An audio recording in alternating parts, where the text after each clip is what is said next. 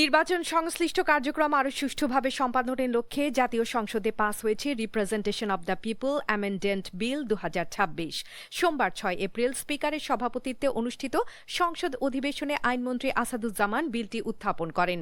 পরে কণ্ঠ ভোটে এটি পাস হয়। বিলটিতে আরপিওর ২৭, ৩৭, ৩৯, ৮৯ ও ৯১ অনুচ্ছেদ সংশোধনের প্রস্তাব করা হয়েছে।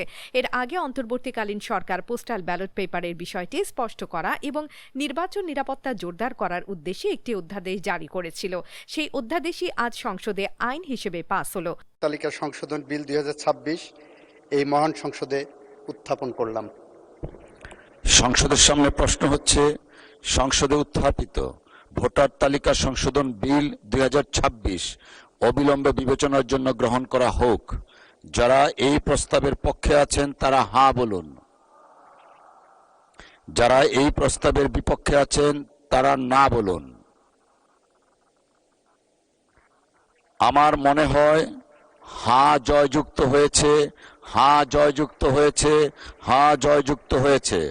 অতএব সংসদ উত্থাপিত ভোটার তালিকা সংশোধন বিল ২০২৬ অবিলম্বে বিবেচনার জন্য গৃহীত হলো।